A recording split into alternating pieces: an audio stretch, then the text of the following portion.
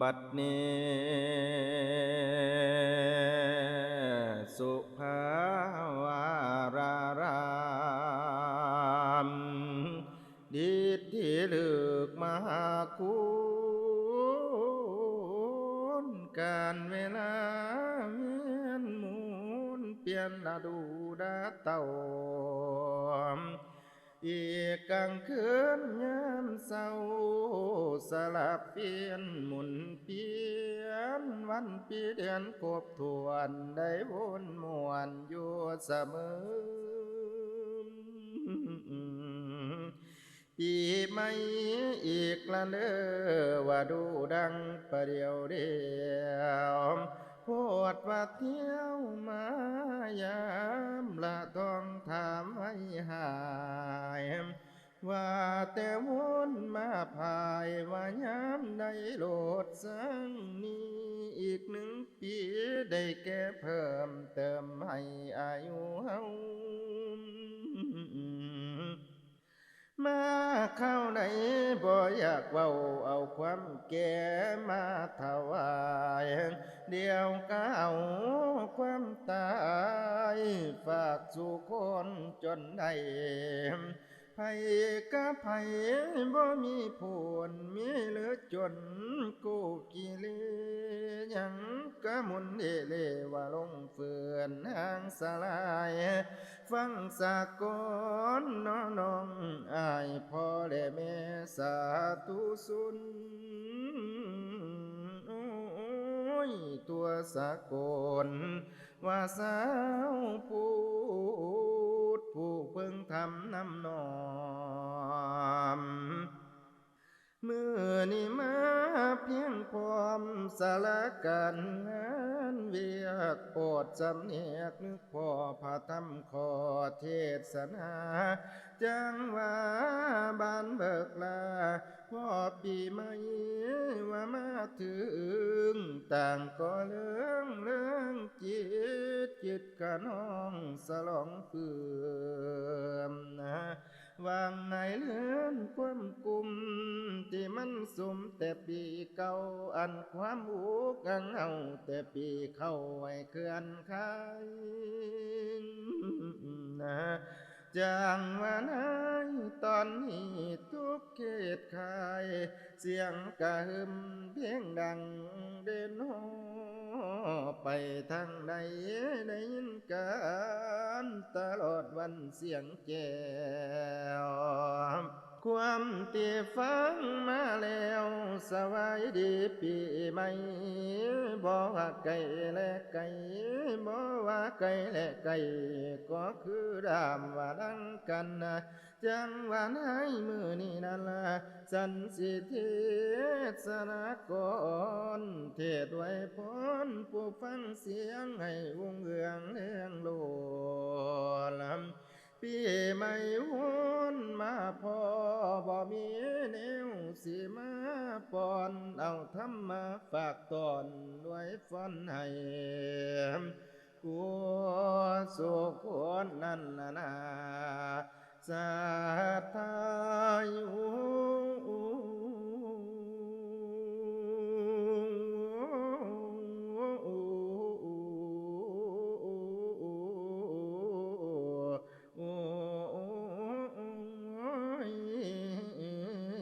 นั่นแหละ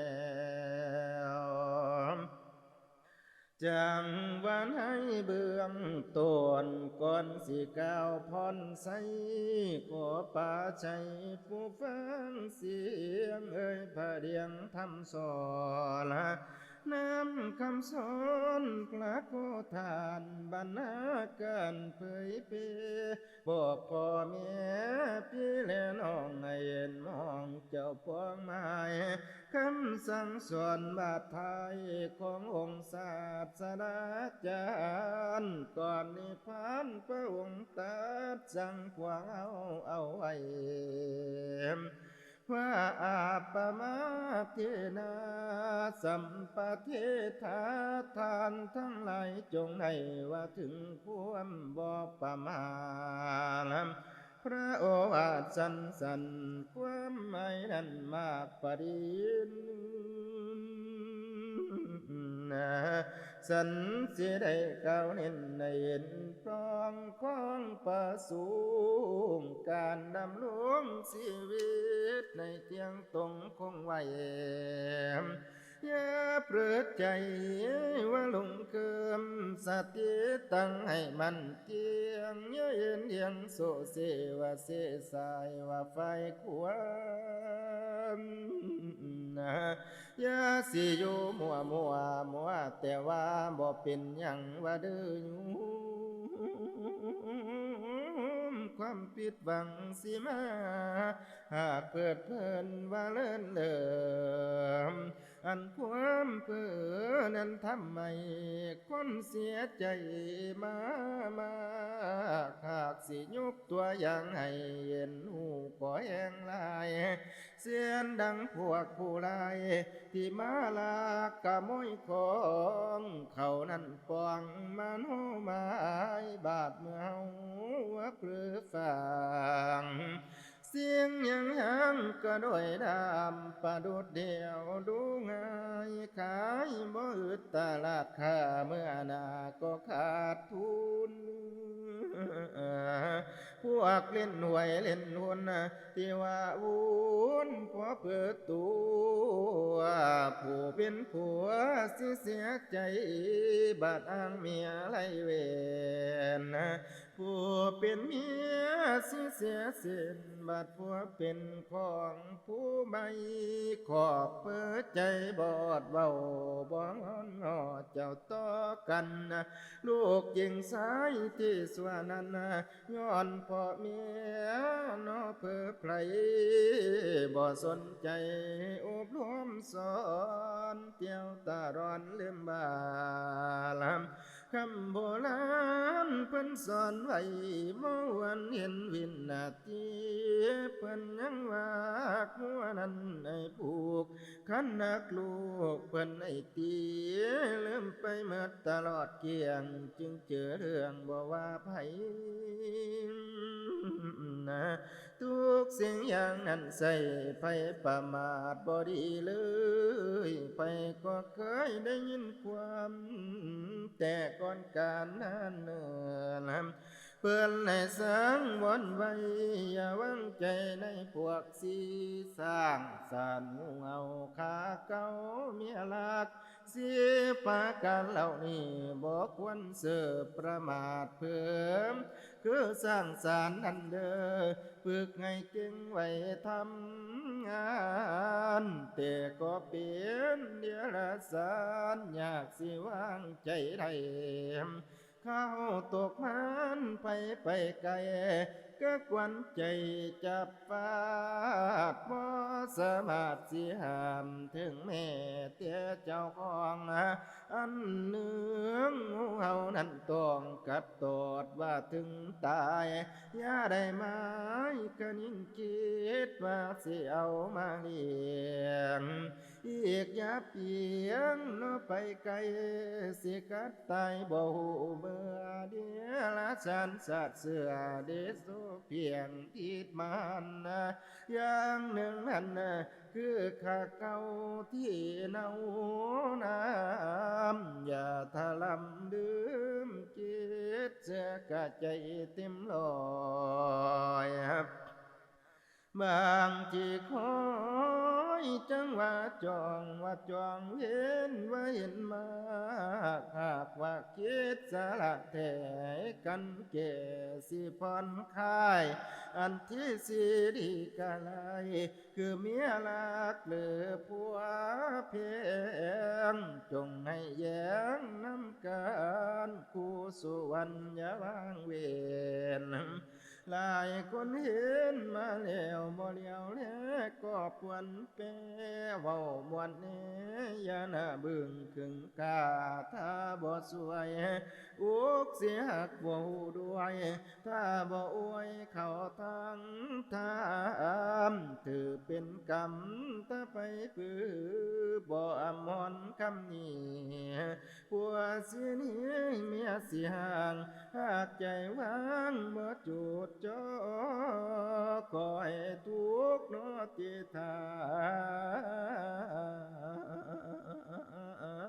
นในต้องทุ เบื้องกำหวนนั้นนาสานาพายุ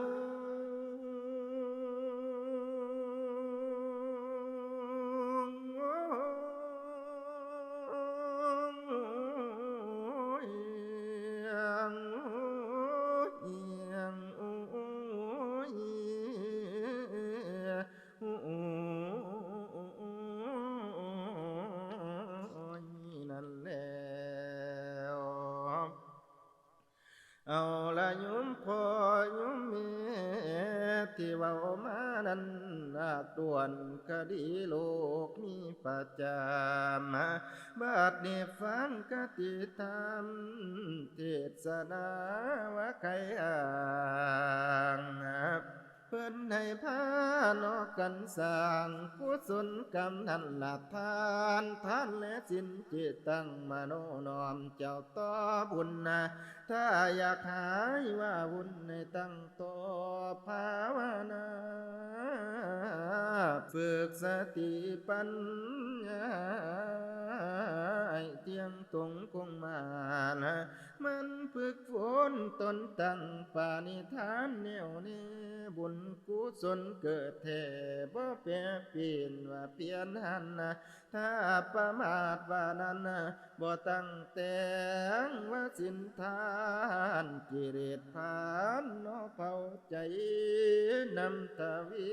สติเขื่อนใจสิเวียนวนกลัวกับมาคุณสิวุ่นใหญ่กิเลสพันผูกไว้บ่เห็นมองเจ้าปองทำกุศลเกิดซ้ำเกิดแล้วนำเผาผ่านกิเลสมันตัณหาสิลังมาทอนสุ่มเข้ามาคือคน16 ปนฝาดกะนำกุศลเกิดบ่ได้ซ้ำพระธรรมขอกะบ่เห็นถ้าบ่ปราศจากเป็นบำเพ็ญภาคว่าเพียรบุญสิเกิดกวนมาสานเนตรน้องกองตื่มคือว่าเมียน้อบนลำกุศลกรรมสิเกิดไม่บ่เคยเกิดก็เกิดได้เสียนหูกุศลกุศลกรรมที่เกิดแล้วเจริญยิ่งพ้นภาลาว่าเด้ออยู่พวงภาษาผู้ต้องตามสิของงามน้ำเฟืองใจเสียงเอื้องหุงพระธรรมจวงให้สูงพุทธองค์เทศไว้ผู้ใดพอกับพอบนบาลามีแต่ผลพายอดีตจังมาเห็นฝ่าเป็นมุงคุณโศกมหาศาลแล้วจึงได้มาน้อยเห็นแก้วว่าธรรมโมพุทโธวาดบ่เสียศาสตร์เกิดแท้ได้มาโพนอพระธรรมจังว่าในบาดที่นั้นปีใหม่ได้มาถึงขอให้เรื่องคิดแต่สิ่งดีดาไว้เสียงใดที่เคยขวางว่ามองใจทิมปล่อยย้ายเหลือเบี้ยแต่น้อยปวดเปื่องอย่าเกียงอ่อนค้างเอาไว้สิเดือดร้อนในเจ้าปอนลงตูมในเจ้าตูมลงดินว่ากินไอเสียเสียงเมียนว่าเฮามีเรื่องเครื่องใจผู้ใดอยู่คุณโยมคิดขึ้นมาแล้วหมู่มองเศร้าเก้ากะใจเพราะว่าผูกกดไว้ใจสิบ่นอเป็นสุขคิดความใดก็เป็นทุกข์อย่าสิเอามันไว้ ปล่อยเขาไปเสียยุ่งว่าจิตใจเจ้าสว่างสัตว์ในโลกกลุ่มกว้างตัณหาก้อมกระใจเฮานี่มานั่งไก่พุทธาสอาสูมว่าได้อยู่นี่จากตัวมคนมีอินหมูสะเอียนเวียนเก่าไกลจะเข้าผู้เมาบาค้าคนตูมบ่มุมฟังยังสิกาปองเวียนอยากลงเด่นว่าวามเขานาอย่าให้คุณกะเว้ายามเหยียดตัวว่าพ่อการไปทางไผทางมาหนักทางกันพุ่งเสืออ่านว่าเสือกับสร้างไปคนทางจังสีแม่นพมและแตนอยู่ฝ่าบ่มากลัวว่าเกียนคุณเว้ากันมาตั้งแต่ต้นว่าคำเทศนาสอนเป็นคำก่อนว่าเตือนใจบ่ให้ลืมสติต่างไป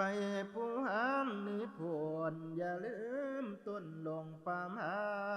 ทานอย่ากาบจีนอย่าพองมนุตองเที่ยงเสมอนั้นนาสนาทาง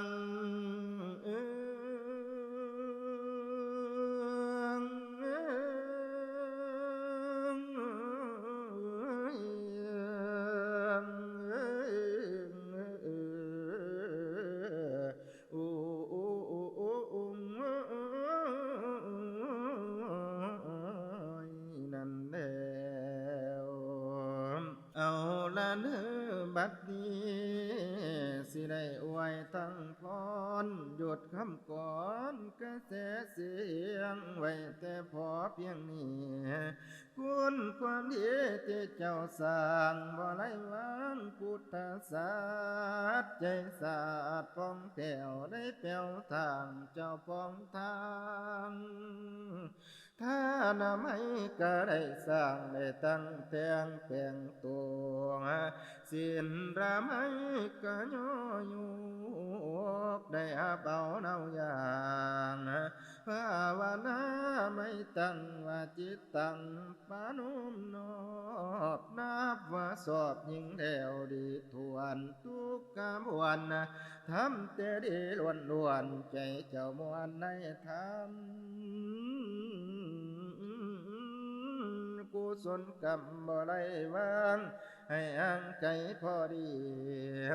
จังว่าดีดีล้วนเป็นมงคลเลิศใจประเสริฐจังสิบ่มีแล้วสิมุนมองคุณความดีพี่น้องพ่อและแม่กาทำมา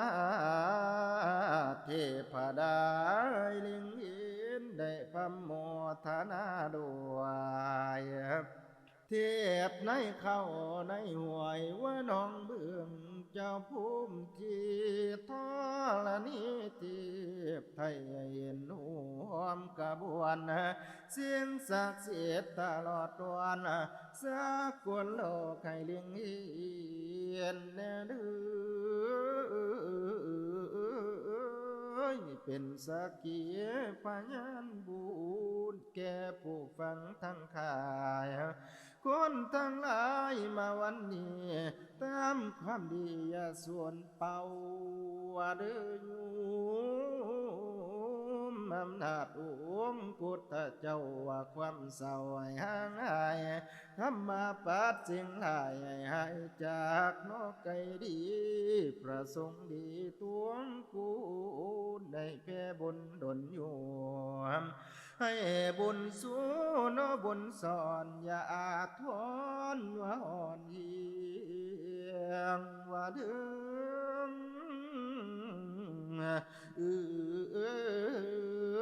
ส สุขเกิดเองผู้สร้างกุศลไว้มากมีผลจากทานวานีก็มีมากกว่ากูคือกิตติสัตโธไว้ซื้อเสียงดังกองวิสาโทตกไปห้องว่าแดนใดก็แล้วยาใจสิเก่งเก่งกาสีนากะซื่นใสพี่อยู่มานาปอนิใสไปกอกก้าวนอสันสื่นดีเดือเกินคนละสมสอบกระใจทุกข้าวข้างสมูนอจิตใจตั้งบ่ลงตายว่าบุญคิดเดินบนก็ไว้ใจตั้งต่อพลาสุกติ่งขึ้นสันฟ้าบัดลาโลกว่าไกลนี้เดืออยู่งานนี้ส่งทานมีดังทะเลงแจ้งไว้ก็ให้คุณโยมได้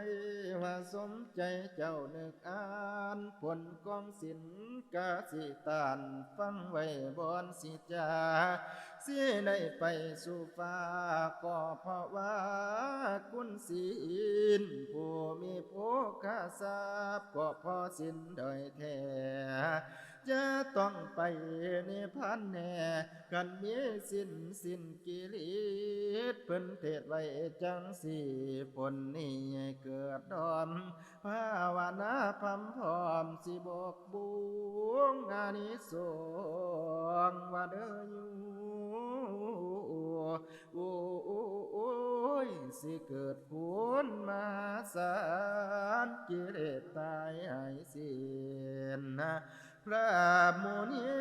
นตัดไว้เทศนาตลอดตัวตลอดปีอย่าได้มัวอย่ามองคำว่าตำต่อยอย่าได้ตกตำต่อยให้เหืองอุงนอสูงสากไปทางใดไก่มีคนนักอย่าสิมีไผตองก่อยเงินนอทองหลวนอย่าอึดจนได้ง่ายสุขกายใจครบถ้วนว่ามวนพร้อมกว่าสุแนวใจใส่ดังแก้วกายพองหวานหวานสีตลอดปีเกษมสารว่าเบิกบานมูลาโลงเอวังหลวงน้อเอาไว้พรพระไตรสารเพขอแก่โยมทุกท่านเจริญยิ่งอยู่สะเทียนนันนามผู้สุข